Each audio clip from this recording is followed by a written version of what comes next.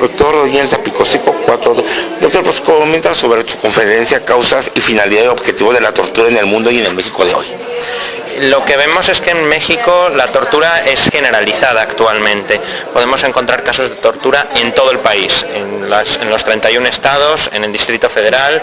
Los encontramos causados por policías locales, policías estatales, por la Policía Federal, por el Ejército. Entonces estamos hablando de un problema muy extendido. Un problema que sin embargo ha permanecido oculto. Las autoridades apenas están trabajando sobre este tema. Hay una impunidad casi total y absoluta.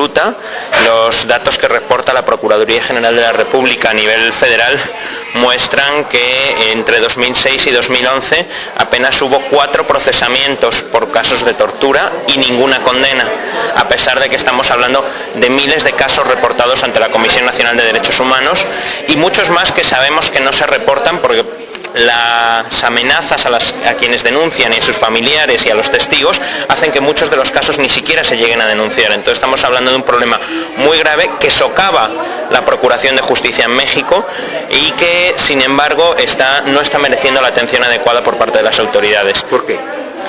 Hay una falta de voluntad muy clara.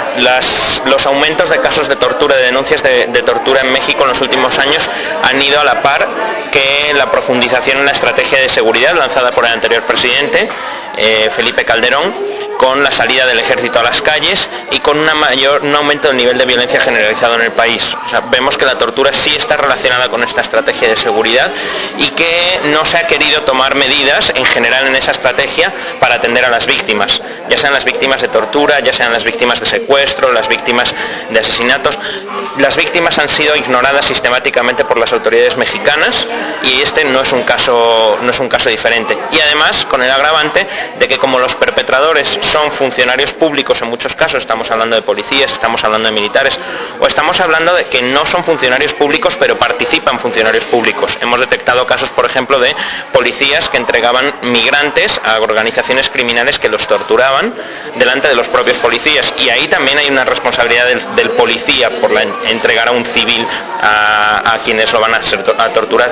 Entonces, como hay una responsabilidad del propio Estado muy grande, el Estado mexicano ha tenido buenas palabras pero muy pocas acciones y esta es una constante en las violaciones de derechos humanos en México.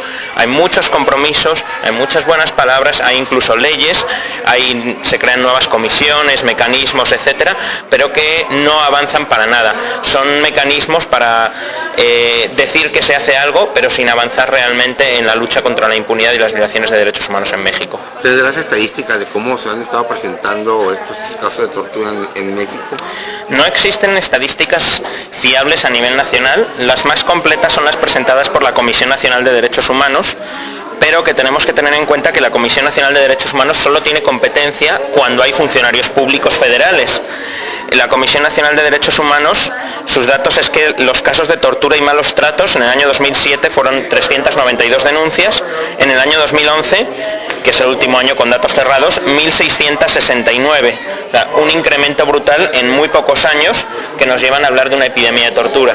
Tengamos en cuenta que la mayor parte de estos casos, como decía, hay policías implicados u otros funcionarios públicos y solamente hay 30.000 policías federales en un país con más de 400.000 policías. O sea, la gran mayoría de los policías son policías estatales o locales y estas cifras de la Comisión Nacional de Derechos Humanos se refieren fundamentalmente a casos en los cuales hay funcionarios federales implicados.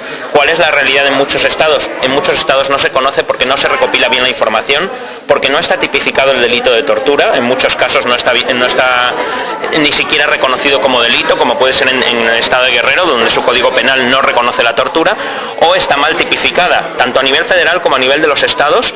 La tortura está mal tipificada, está mal escrita respecto a lo que establecen las normas internacionales. ¿Y algunas recomendaciones para el Estado para que se pueda tipificar esto como delito? Se debe de avanzar en la tipificación, pero se debe de avanzar también en la implementación. Chihuahua es un estado pionero en la implementación del nuevo sistema penal en México, pero sin embargo, este nuevo sistema penal que debería de garantizar una mayor protección tanto a las víctimas como a quienes están acusados, se ha mostrado que es ineficaz. En Chihuahua se siguen admitiendo en los tribunales pruebas obtenidas bajo tortura. Tenemos el caso de Israel aquí en el estado de Chihuahua, que es una muestra de una situación más grave que se vive, que es la de que un sistema de justicia que no está actuando frente a la tortura.